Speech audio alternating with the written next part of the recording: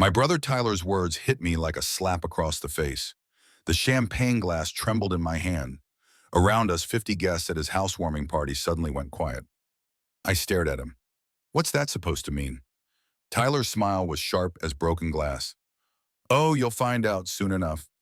My name is Jake Morrison. I'm 34 years old. I work construction, same company for 12 years. I pay my bills on time. I visit mom every Sunday. I thought I knew my family. I was wrong. The party was in Tyler's new downtown loft, exposed brick walls, floor-to-ceiling windows, the kind of place that costs more per month than I make in 3. Tyler worked in tech, always had money, always had everything easy, but tonight felt different, wrong somehow. Tyler clinked his glass with a silver spoon. The sound cut through the room like a blade. Everyone, can I have your attention, please? The crowd turned toward him, friends, family, co-workers. Mom stood near the kitchen, her face pale. Dad shifted uncomfortably by the window. I wanted to share some wonderful news with all of you tonight. My stomach dropped. Something in his tone made my skin crawl. As you know, we lost our beloved grandfather 6 months ago. Murmurs of sympathy rippled through the room. I felt a familiar ache in my chest. Grandpa Joe had been my hero, my mentor, the man who taught me how to swing a hammer, how to be honest, how to stand up for what's right. Well, the will has finally been settled. Tyler's eyes found mine across the room. They were cold, predatory. And I'm thrilled to announce that Grandpa left me his vacation home in Lake Tahoe. The room erupted in congratulations. People clapped. Someone whistled. I felt like I was drowning. The vacation home, our sanctuary, the place where Grandpa and I had spent every summer since I was 8 years old, where he taught me to fish, where we built that treehouse with our bare hands, where he told me stories about the war, about life, about being the good man. Tyler had visited maybe 5 times in his entire life. I caught Mom's eye. She looked away quickly, too quickly.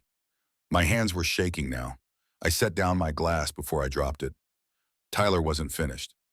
I know Grandpa would want the family to enjoy it together. So you're all invited for the 4th of July weekend. More applause, more smiles. I wanted to scream. Someone slapped my back. Lucky family, huh, Jake? That place must be worth a fortune. I couldn't speak, couldn't breathe. The room felt like it was spinning. Tyler appeared beside me. His hand landed on my shoulder like a weight. Isn't it amazing, brother? I mean, I never expected it, but I guess Grandpa saw something in me. I found my voice. It came out as a whisper. He promised me that house. Tyler's eyebrows shot up. Promised? That's a strong word, Jake. Did you get that in writing? The mockery in his tone was unmistakable. Several people nearby turned to listen. You know I didn't, but he told me 100 times. Said it would be mine someday. Well, I guess someday came and went. Tyler shrugged. Look, I'm sorry you're disappointed, but the will is the will. Legal documents don't lie. I felt heat rising in my chest. This is wrong, Tyler. You know it's wrong. What's wrong is making a scene at my party. His voice dropped low. Dangerous. Maybe you should go home and sleep it off. The crowd was watching now. Whispers started spreading like wildfire. I could feel their judgment, their pity. I looked around the room for support, for someone who knew the truth. Dad was studying his shoes. Mom had disappeared entirely. I was alone. Fine. I grabbed my jacket from the couch. Congratulations, Tyler. I hope you enjoy it. Oh, I will. Trust me on that. I walked toward the door. Each step felt like walking through quicksand. Jake, wait. I turned back. For a split second, I thought Tyler might show some decency, some remorse. Instead, he held up his phone. Don't forget to follow me on Instagram. I'll be posting lots of photos from the lake house. You know, for memories. The laughter that followed me out the door was like acid in my ears. I sat in my truck for 20 minutes, just breathing, just trying to process what had happened. My phone buzzed, a text from Mom. I'm sorry, honey. Come by tomorrow. We need to talk. Sorry. She was sorry. Like that would bring Grandpa back. Like that would undo 30 years of promises. I drove home to my 1-bedroom apartment. The place felt smaller than usual, cheaper, more pathetic. I pulled out a beer and sat on my couch. The silence was deafening. On my coffee table sat a photo of Grandpa and me from last summer. We were standing on the dock at the lake house, his arm around my shoulders, both of us grinning like idiots. "This will all be yours someday, Jake," he'd said that day. "You're the one who loves it. You're the one who understands what it means." I picked up the photo, studied his weathered face, his kind eyes. "What happened, Grandpa? What the hell happened?" The next morning, I drove to Mom's house. She was waiting on the porch with coffee and red eyes. "You've been crying," I said. "Sit down, Jake." I sat. The porch swing creaked under my weight. Grandpa had built this swing 30 years ago. "Tell me the truth, Mom, all of it." She took a shaky breath. "Tyler came to see your grandfather 3 weeks before he died." My blood turned to ice. "What do you mean?" "Grandpa was in the hospital. You were working that big project in Sacramento. You couldn't visit as much." I remembered. A commercial building that kept me away for 2 weeks. I'd hated every minute of it. Tyler showed up with some lawyer, said he was worried about Grandpa's estate planning. Estate planning. The words tasted like poison. "Grandpa was on a lot of medication, honey. He wasn't always clear. Tyler convinced him to update his will." I stood up so fast the swing nearly flipped over. "Are you telling me Tyler manipulated a dying old man?" "I don't know, maybe. I wasn't there." "But you suspected." Mom's silence was answer enough. "Why didn't you stop it? Why didn't you call me?" "I tried to talk to your father. He said it wasn't our business. Said Tyler was just being responsible." "Responsible?" I laughed, but there was no humor in it. "Tyler, who hasn't had a real conversation with Grandpa in 5 years. Tyler, who called the lake house a money pit last Christmas." "I know, sweetheart, I know. Do you have a copy of the will?" "Tyler has the only copy. His lawyer handled everything." "Of course he did. Tyler always covered his tracks." I kissed Mom's forehead and left. I had work to do. The next stop was Grandpa's old lawyer, Bill Henderson. He'd handled the family's legal stuff for decades. Bill's office was in an old brick building downtown, the kind of place that smelled like leather and wisdom. "Jake Morrison." Bill stood up when I walked in. "I was wondering when I'd see you." "You heard about the will?" "I heard Tyler got the lake house. I was surprised." "Surprised enough to help me?" Bill gestured to a chair. "What do you want to know?" "Did you handle Grandpa's final will?" "No, Tyler brought in some hotshot from the city. Said your grandfather wanted fresh eyes on his estate." "That's convenient." "Jake, I'm going to tell you something in confidence. Your grandfather came to see me 6 months before he died. Wanted to make sure his will was ironclad. Specifically mentioned leaving you the lake house." My heart hammered against my ribs. "Do you have documentation?" "I have notes from our meeting, but they're not legally binding. Tyler's will is the one that matters now. Unless we can prove fraud." Bill leaned back in his chair. "That's a serious accusation, and a hard one to prove." "But possible?" "Possible. You'd need evidence that your grandfather was coerced or mentally incompetent when he signed." "How do I get that evidence?" "Hospital records, witness their testimony, security footage if it exists." Bill paused. "It won't be easy, Jake, or cheap. I don't care about easy, and I'll figure out the money." Bill nodded slowly. "I'll help you. Your grandfather was a good man. If someone took advantage of him, they should pay." I left Bill's office with a plan and a fire in my belly. First stop, the hospital. I explained the situation to the records department. They couldn't give me Grandpa's medical files, but they confirmed he'd been on heavy pain medication during his final weeks. "Morphine mostly," the nurse told me. "It can cause confusion, especially in elderly patients." Next, I tracked down Grandpa's doctor, Dr. Sarah Chen. She agreed to meet me for coffee. "Your grandfather was a fighter," she said, "but those last few weeks were rough. The medication made him disoriented sometimes." "Disoriented enough to make poor decisions?" Dr. Chen chose her words carefully. "I wouldn't recommend making major legal decisions while on that level of pain management." "Would you testify to that?" "If it came to court, yes. Your grandfather trusted you, Jake. He talked about you constantly." The pieces were falling into place. but I needed more. I spent the next week digging, called every hospital employee who might have seen Tyler's visit. Most couldn't help, but then I found Maria Santos, a night nurse who remembered everything. Your brother came in late, she told me over the phone, around 9 p.m., had this lawyer with him. I thought it was weird, bringing legal papers to a dying man. Did you overhear anything? Your grandfather seemed confused, kept asking for you. Your brother told him you were too busy to visit. My hands clenched into fists. That's a lie. I was there every day I could be. I figured as much. Your grandfather talked about you all the time, called you his legacy. Would you be willing to testify about what you saw? Absolutely. What your brother did was wrong. I had witnesses, I had medical evidence, but I needed something more concrete.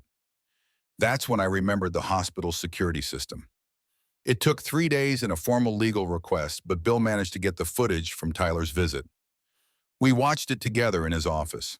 The timestamp showed 9:17 p.m. on a Tuesday night. There was Tyler walking down the hospital corridor with a man in an expensive suit. They carried briefcases and looked like they were heading into battle. That's Marcus Webb, Bill said, pointing at the lawyer. Biggest shark in the city, specializes in contested wills. Interesting choice for simple estate planning. We watched Tyler and Webb enter Grandpa's room. They stayed for 47 minutes. That's a long time for a friendly visit, Bill observed. But the real smoking gun came from the audio. The hospital system had picked up voices in the hallway after they left. Tyler's voice was clear. The old man signed everything. Jake will never know what hit him. Webb's response was quieter but audible. Just remember, if anyone asks, this was his idea. Bill and I looked at each other. Got him, I whispered. The next morning I called Tyler. My hands were steady now, my voice was calm. Hey brother, how's the lake house planning going?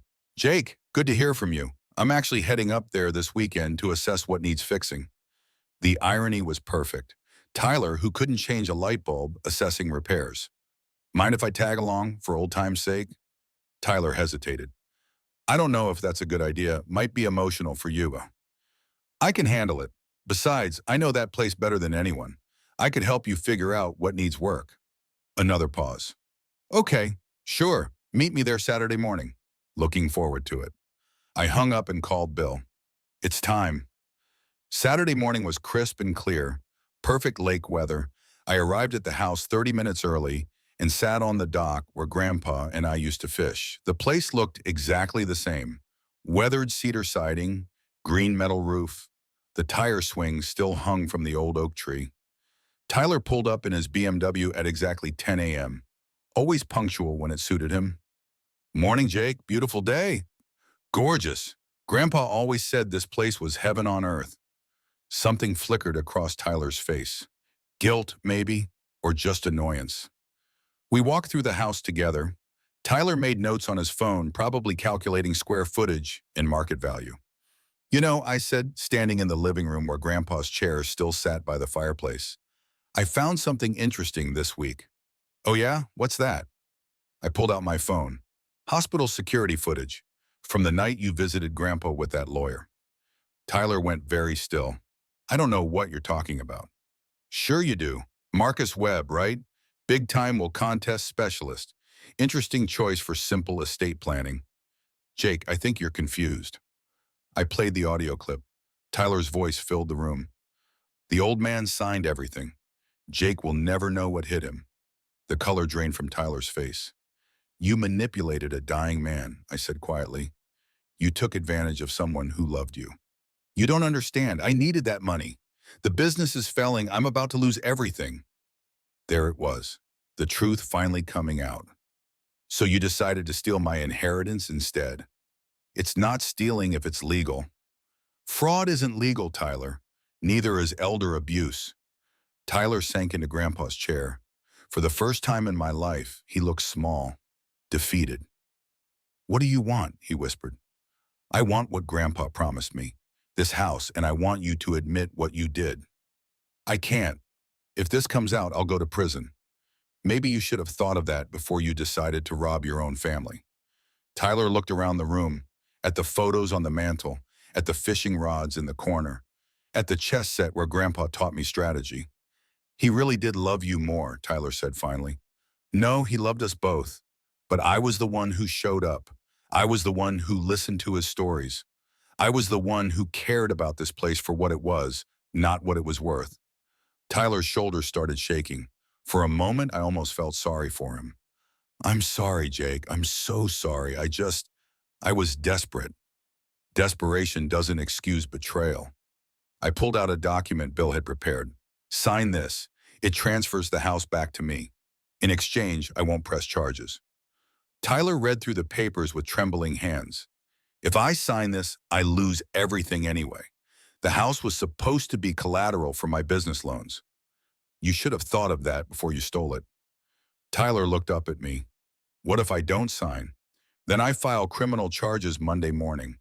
Fraud, elder abuse, conspiracy. Marcus Webb is already lawyering up, by the way. Seems he doesn't want to go down with you. The silence stretched between us like a chasm. Finally, Tyler picked up the pen. He signed his name with the same flourish he'd used on birthday cards when we were kids. There, he said, are you happy now? I folded the document and put it in my jacket pocket. I'm not happy, Tyler. I'm heartbroken. We're brothers. This should never have happened. Brothers, Tyler laughed bitterly. Right. Well, congratulations, Jake. You win. This isn't about winning. It's about doing what's right. Tyler stood up and walked toward the door. At the threshold, he turned back. You know what the funny thing is? I actually convinced myself I deserved it.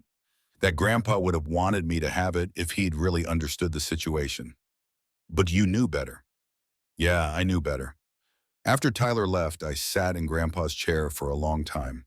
The house felt peaceful again, like it was breathing normally for the first time in months. My phone buzzed. A text from Mom. Tyler told me what happened. I'm proud of you for doing the right thing. Then another text from Bill. Document is filed. The house is officially yours. Congratulations. I walked out onto the deck and looked across the lake. The water was mirror smooth, reflecting the mountains and sky. We did it, Grandpa, I said to the wind. We got our house back. A fish jumped near the shore, sending ripples across the perfect surface. I smiled and went inside to start making the place feel like home again. That evening, I called my buddy Marcus from work. Hey, want to help me move some furniture this weekend? I just inherited a lake house. Seriously, that's awesome, man. What's the catch? No catch, just need to fix a few things that got broken along the way. I'm in. Beer and lake house repairs? Sounds perfect. As the sun set over the water, I sat on the dock with a beer and thought about family, about trust, about the difference between what we deserve and what we earn. Tyler had wanted the easy way out. He'd seen dollar signs where I saw memories. But Grandpa had been right all along. The house belonged with someone who understood its real value. My phone rang, unknown number. Hello? Jake, it's Tyler. I almost hung up. What do you want? I wanted you to know I'm getting help, therapy, and I'm going to pay back the business loans somehow, without the house. Good for you. And Jake, I really am sorry for all of it. I watched a loon dive beneath the surface of the lake. I know you are, Tyler. Do you think someday we might be able to fix this? I thought about Grandpa, about forgiveness, about second chances. Maybe, but it's going to take time. I understand. I just wanted you to know I'm going to try to be better. After we hung up, I sat in the gathering darkness and listened to the water lap against the dock. Tomorrow, I'd start fixing the loose boards on the deck. Next week, I'd repaint the shutters. Over the summer, I'd rebuild the treehouse that was starting to sag. This place had been broken, just like my family, but broken things could be repaired if you cared enough to do the work. I pulled out my phone and took a picture of the sunset over the lake. Then I posted it with a simple caption, Home. Within minutes, the likes and comments started pouring in. Friends, coworkers, even some distant relatives. But the comment that mattered most came from Mom. Grandpa would be so proud. As the stars came out over Lake Tahoe, I made myself a promise. This house would be what Grandpa always intended it to be, a place where family came together, where stories were told, where love was stronger than greed. And someday, when I was old and gray, I'd pass it on to someone who understood what it really meant. Someone who would fight for it the way I had. Someone who knew that the best inheritances aren't measured in dollars, but in the memories we create, in the principles we refuse to compromise. The lake house was home again. And this time, it was going to stay that way.